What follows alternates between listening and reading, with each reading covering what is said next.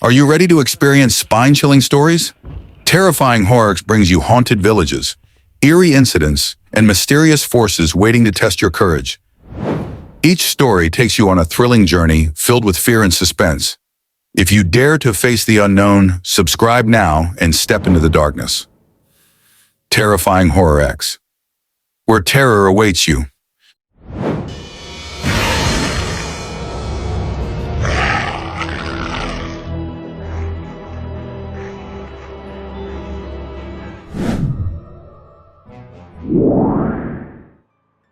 The Haunting of Hill House, a horror adaptation. Hill House stood alone, a hulking structure of dark stone and shadowed windows, its very existence whispering dread into the air. Built 80 years ago, it had seen families come and go, its walls absorbing their pain and fear. No one stayed for long, no one ever left without taking a part of its darkness with them. When Dr. John Montague, a scholar of the supernatural, decided to study the house's peculiar history, he invited 3 people to join him: Eleanor Vance, a fragile woman burdened by years of loneliness; Theodora, a free-spirited artist with secrets of her own; and Luke Sanderson, the house's young heir. Together they would uncover the chilling truth of Hill House, or be consumed by it. Eleanor arrived first, her small car sputtering up the overgrown drive. She stared at the looming mansion, its sharp gables clawing at the overcast sky. The house seemed alive, its windows darkened eyes glaring at her approach. As she stood frozen, the heavy iron gates swung shut behind her with a metallic shriek.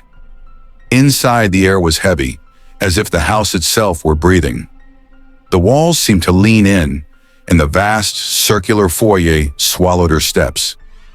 Mrs. Dudley, the grim-faced caretaker, greeted her with a warning: "No one comes here after dark. No one." Eleanor shivered but said nothing. The house was cold, its silence oppressive, but she pressed on. Soon Theodora and Luke arrived, their laughter an uneasy echo in the halls. Dr. Montague greeted them, his face a mix of excitement and apprehension. "Welcome," he said. "You are about to experience the unknown." The first night passed uneventfully, though sleep came fitfully to all. The house seemed to hum in the darkness, its walls murmuring secrets too faint to hear.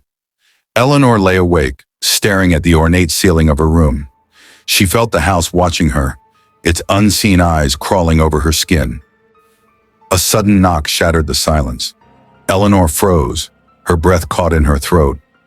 The knock came again, louder this time, followed by a slow, deliberate scraping along her door. She didn't move, didn't dare breathe. The noise stopped as abruptly as it had begun. In the morning, no one spoke of the sound they'd heard in the night, though all their faces were pale. The house comes alive. As the days passed, Hill House grew bolder. Doors slammed shut on their own, trapping the group in hallways that twisted and stretched. The temperature dropped suddenly, breaths misting in the air even in broad daylight. Eleanor felt the house's pull most keenly. Its whispers grew louder in her ears, calling her name in a voice that was not her own. At first she dismissed it as imagination, but soon the voices became impossible to ignore. One evening as the group sat in the parlor, the house began to shake. The walls groaned, and a deafening pounding echoed through the corridors. The sound moved closer, as if a massive, unseen force was stalking them. "Stay together," Dr. Montague shouted, but Eleanor was already on her feet, her face pale and eyes wide. "It's coming for me," she whispered. The pounding stopped outside the door, followed by a guttural growl. The door handle rattled violently, but it held. The group huddled together, trembling, until the noise ceased. Eleanor's descent. Hill House had chosen Eleanor. She began to change, her once timid demeanor replaced by an unsettling confidence. She wandered the halls alone, speaking to the walls as if they were old friends. One night she stood in the parlor staring at a large mirror. Theodora found her there, her reflection distorted in the glass. "Eleanor, are you all right?" Eleanor turned slowly, her face blank. "I belong here," she said. "The house wants me to stay." Theodora tried to pull her away, but Eleanor resisted, her strength unnatural. She began to laugh, a high, eerie sound that echoed through the room. On the last night, the house unleashed its fury. The walls bled, dark streaks seeping from cracks that hadn't been there before. The air grew thick with the stench of decay, and the floors trembled beneath their feet. Eleanor disappeared, and the others searched frantically for her. They found her in the nursery, the heart of the house's darkness. The room was ice cold, its wallpaper crawling with black, spider-like shapes. Eleanor stood in the center, her arms outstretched, her face serene. "I've found my home," she said. Dr. Montague tried to pull her away, but the house fought back. The walls closed in, and a deafening roar filled the air. Eleanor screamed, her body convulsing as the house's power surged through her. In a desperate attempt to save her, Luke and Theodora dragged her out of the room. The house howled in rage, its doors slamming shut behind them. The group fled Hill House, leaving behind their belongings and the echoes of Eleanor's screams. Outside, the air felt lighter, the sun breaking through the clouds for the first time in days. Eleanor stood by the car, her face pale and her eyes distant. "I can't leave," she said. Dr. Montague placed a hand on her shoulder. "You must." As they drove away, the house loomed in the distance, its dark silhouette a reminder of the horrors within. Eleanor looked back, her heart aching with longing. Hill House stood silent once more, its darkness waiting for the next soul to claim. Would you like me to expand on any specific scene or detail? The yellow wallpaper. A horror retelling. It was the summer of 1892 when we arrived at the old mansion, a sprawling estate nestled in the countryside, far from the noise of the city. My husband John insisted it was the perfect place for me to recover from what he called my temporary nervous depression. A physician by trade and logic by nature, John saw my condition as a simple matter of rest and routine. But the house was another matter entirely. From the moment we stepped through its heavy oak doors, I felt it watching me. The air was thick, not with dust, but with something unseen, something oppressive. John laughed at my unease, brushing it off as a woman's fancy, but I knew better. There was something wrong with this place. John chose our room on the top floor, a cavernous space with barred windows and faded yellow wallpaper peeling in grotesque curls. "It's bright and airy," John said, smiling as he set down my belongings. "Just what you need for your rest cure." But there was nothing restful about that room. The wallpaper, once a cheerful golden hue, had aged into a sickly, jaundiced yellow. Its pattern was chaotic, swirling lines that seemed to writhe when the light hit them just right. I hated it. I hated the way it mocked me, the way its jagged edges seemed to cut into my thoughts. But John was firm. The room was therapeutic. Days turned into weeks. John was often away, tending to his patients, leaving me alone with the wallpaper. I was forbidden from writing. John said it would strain my nerves, but I managed to keep a secret journal, pouring my thoughts onto the pages like poison from a wound. I began to notice strange things about the wallpaper. At first it was subtle, a flicker of movement in my peripheral vision, a shadow where there should be none. But soon the pattern itself seemed to shift and twist, its tangled lines forming grotesque shapes. There were eyes in the wallpaper. I was sure of it. Hidden among the swirling designs, dozens of tiny, watchful eyes stared back at me. One night, I woke to the sound of faint scratching. It was coming from the walls. My heart pounded as I lit the oil lamp and scanned the room, but there was nothing there, only the wallpaper, its sickly yellow glow seeming to pulse in the dim light. The scratching grew louder over the following nights, accompanied by a faint rustling, as if something was moving just beyond the surface. And then I saw her.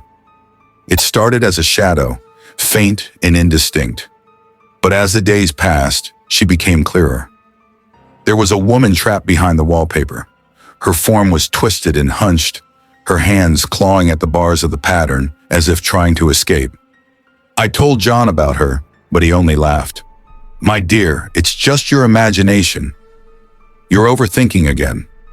But I wasn't imagining it. The woman was real, and she was desperate. The longer I stayed in that room, the stronger her presence became. She moved more freely now, her shadow darting behind the patterns during the day and pressing against the walls at night. I began to spend hours watching her, my eyes tracing the wallpaper's chaotic design, searching for her form. I could feel her watching me too, her gaze heavy and unrelenting. John grew concerned. "You're not sleeping enough," he said. "You're pale, nervous. Perhaps we should try another room?"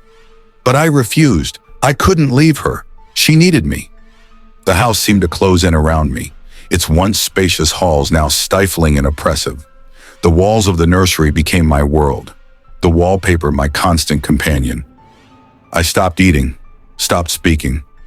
My journal became my only solace, though the words I wrote grew more fragmented and erratic. "The woman is closer today," I wrote one night, my hands trembling. "She's almost free. I must help her." I began to peel the wallpaper. At first it was small sections, just enough to see her more clearly. But as the days passed, my efforts became more frantic. I tore at the walls with my fingernails, ripping away the yellowed paper to uncover the truth beneath. It was the last night of our stay. John had packed our things, ready to take me back to the city, but I couldn't leave. Not yet. The woman was screaming now, her cries muffled but insistent. I clawed at the wallpaper, tearing it down in great jagged strips. My hands bled, the edges of the paper slicing into my skin, but I didn't care. John found me in the early hours, crouched on the floor amidst the ruined wallpaper. He stared at me, his face pale and horrified. "Eleanor," he shouted, "what are you doing?" I looked up at him and smiled. "I've set her free," I said. And then I laughed, a deep, wild laugh that echoed through the empty halls of the house. When they found me, I was pacing the room, following the faint lines where the wallpaper had once been. My hands were raw, my nails broken, but I felt lighter than I had in months. John lay unconscious on the floor, having fainted at the sight of me. I stepped over him, my bare feet leaving bloody prints on the wooden floorboards. The woman was gone now. The room was silent. But when I looked into the mirror, I saw her face staring back at me. She wasn't trapped in the wallpaper anymore. She was inside me.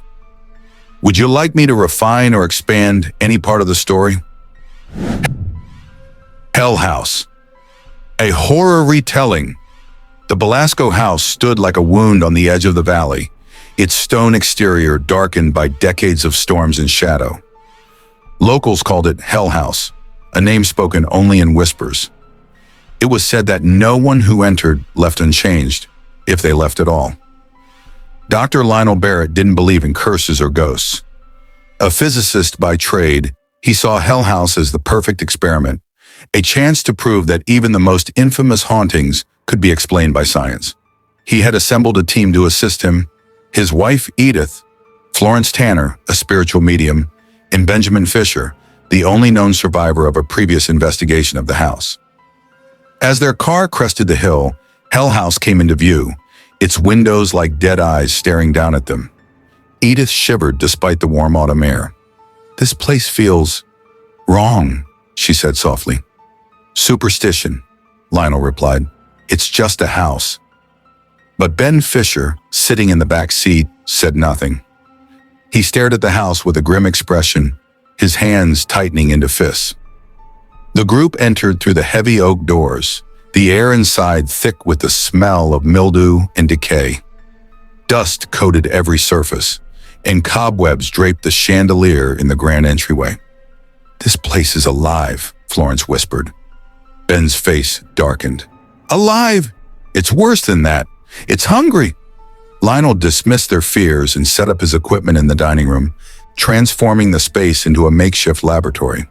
He was confident his devices, designed to detect electromagnetic fields, temperature fluctuations, and other anomalies, would expose the house's secrets. As night fell, the group gathered in the parlor. Florence attempted to make contact with the spirits she believed lingered in the house.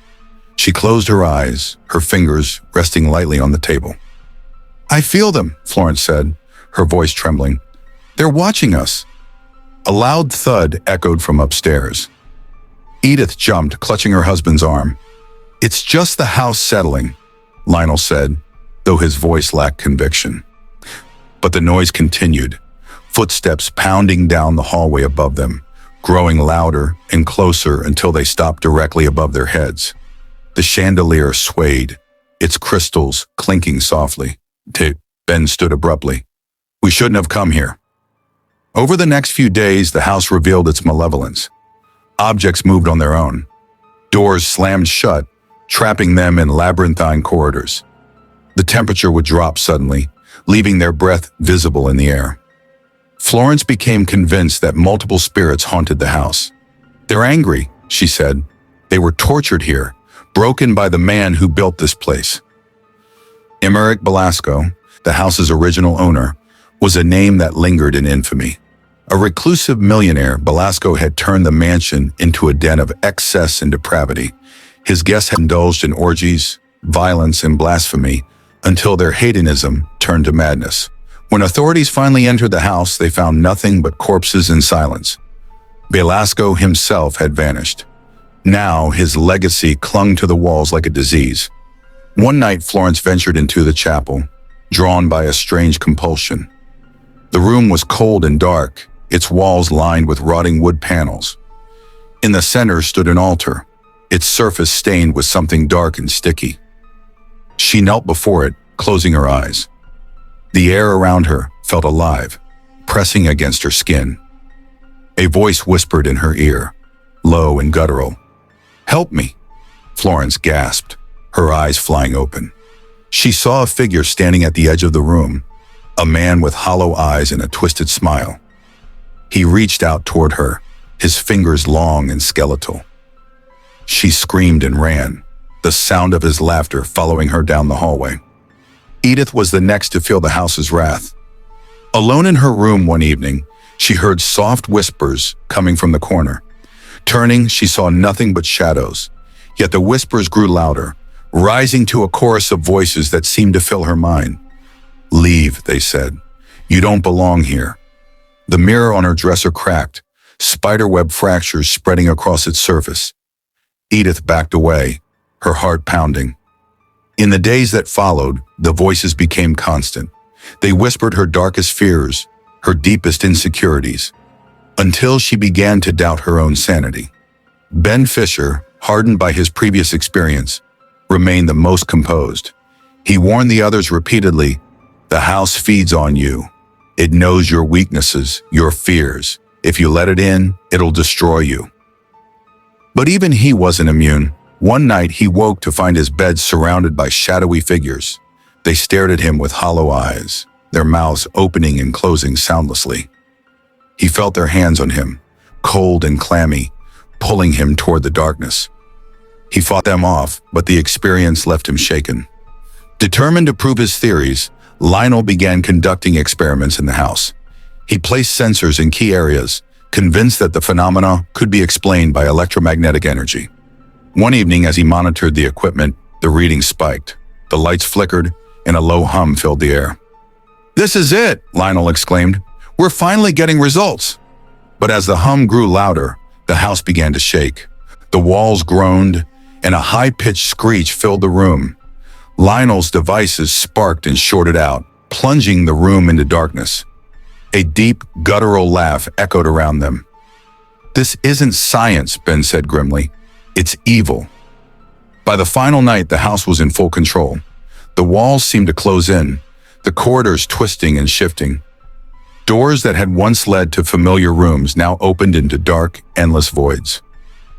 Florence was the first to fall. She returned to the chapel, determined to free the spirits she believed were trapped there. She began chanting, her voice rising in desperation. The figure appeared again, his smile widening. This time he stepped closer, his hand reaching out to touch her forehead. Florence screamed, collapsing to the floor. When the others found her, she was dead, her face frozen in terror. Lionel refused to leave. "We're so close," he insisted, his obsession blinding him to the danger. But the house had other plans. As Lionel worked frantically in his lab, the shadows closed in around him. Edith tried to pull him away, but the equipment exploded, engulfing Lionel in flames. Edith and Ben were the only ones left. The house roared around them, its fury shaking the very foundation. "We have to go!" Ben shouted, dragging Edith toward the front door. The house fought them, slamming doors in their path, filling the air with screams and laughter. But they pushed on, finally bursting into the cold night air. They collapsed on the grass, gasping for breath. Behind them, Hell House stood silent once more, its windows dark and empty. Edith never spoke of what happened inside Hell House. She returned to the city, carrying the scars of that night for the rest of her life. Ben disappeared, leaving no trace. Hell House remained, its malevolence undiminished. It waited patiently, its hunger growing with each passing year, ready for the next soul to wander into its embrace. Would you like additional details or expansions on any specific scene?